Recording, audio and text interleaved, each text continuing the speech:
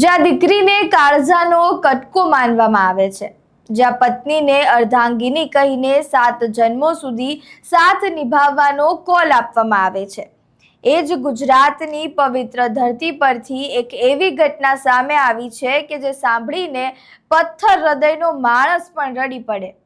મોરબીમાં માત્ર 2000 રૂપિયાના મકાન ભાડા માટે એક પિતાએ પોતાની જ સગીર દીકરી અને પત્નીને હવસખોર મકાન માલિકના હવાલે કરી દીધા।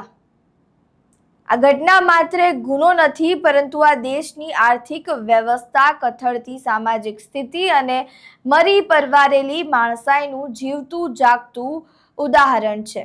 આ કિસ્સો ચીસ પાડીને પૂછી રહ્યો છે કે આપણે એક સમાજ તરીકે કઈ દિશામાં જઈ રહ્યા છીએ। નમસ્કાર, આપ જોઈ રહ્યા છો ચક્રવાત ન્યૂઝ। હું છું આપની સાથે નિધિ।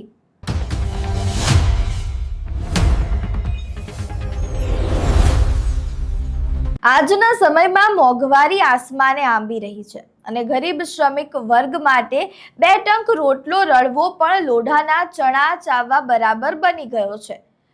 મોરબી આવેલો આ શ્રમિક પરિવાર પણ કદાચ આંખોમાં સપના લઈને આવ્યો હશે કે મજૂરી કરીને પેટનો ખાડો પૂરશે, પરંતુ બેરોજગારી અને આર્થિક તંગીના રાક્ષસે તેને એવા પલકારામાં ઘેરી લીધો કે મકાનનું ભાડું ચૂકવવાના પૈસા પણ ન બચ્યા।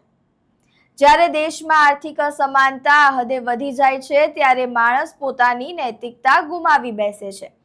મોંઘવારી અને લાચારી જ્યારે હદ વટાવી જાય છે, ત્યારે માણસ અંદરથી મરી જાય છે અને એ જ મરેલી માણસાઈનું પરિણામ આ ક્રૂર પતિ અને પિતાના રૂપમાં જોવા મળ્યું।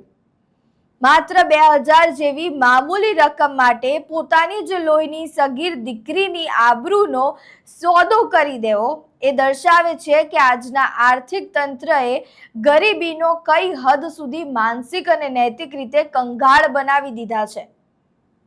આપણે જે વાઇબ્રન્ટ ગુજરાત અને ઉદ્યોગ જગતમાં અગ્રેસર ગુજરાત મોડલના ગુણગાન ગાઈએ છીએ, તે મોડલની પાછળ છુપાયેલું આ એક વરવું અંધારું છે। અલ્ટ્રા મોડર્ન ઇન્ફ્રાસ્ટ્રક્ચર, ગગનચુંબી ઇમારતો અને ઉદ્યોગોના વિકાસ વચ્ચે જો સમાજનો છેવાડાનો માણસ માત્ર 2000 માટે પોતાની આબરૂ, પત્ની અને દીકરીને દાવ પર લગાવવા મજબૂર થઈ જતો હોય, તો આ વિકાસ કોના માટે છે? દિવસે દિવસે વધતા જતા આવા કિસ્સાઓ સમાજની માનસિકતા પર સવાલો ઊભા કરે છે। કાયદા વ્યવસ્થાના લીરે લીરા ઉડી રહ્યા છે, લોકોની માનસિકતા બદલાઈ રહી છે। આ માટે જવાબદાર બીજી બાજુ ટેલિવિઝન અને ઓનલાઈન પોર્ટલ પર બતાવવામાં આવી રહેલા દ્રશ્યો પણ છે અને એવી સિરીઝો પણ છે। આ ઘટનામાં જેટલો દોષી એ નરાધમ પતિ છે, એટલો જ દોષી આપણો સમાજ અને આપણી વ્યવસ્થા પણ છે। કોઈ પરિવાર આટલો લાચાર બની જાય, મકાન માલિક તમામ હદો વટાવીને સગીરા પર અવારનવાર સામૂહિક દુષ્કર્મ આચરે, છતાં આસપાસના લોકોને કાનોકાન ખબર જ ન પડે। ક્યાં ગઈ આપણી સંસ્કૃતિ અને પાડોશી ધર્મ? મહિલા સુરક્ષા અને કાયદો વ્યવસ્થાની કથળેલી સ્થિતિ વચ્ચે આજે એક દીકરી પોતાની લાચારી લડી રહી છે।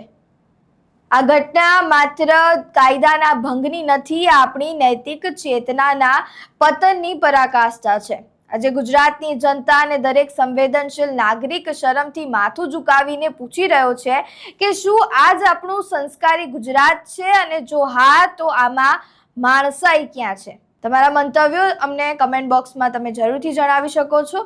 જો વિડીયો પસંદ આવ્યો હોય તો લાઈક, શેર, કમેન્ટ કરો અને મારી ચેનલને સબસ્ક્રાઇબ કરવાનું ભૂલતા નહીં। નમસ્કાર।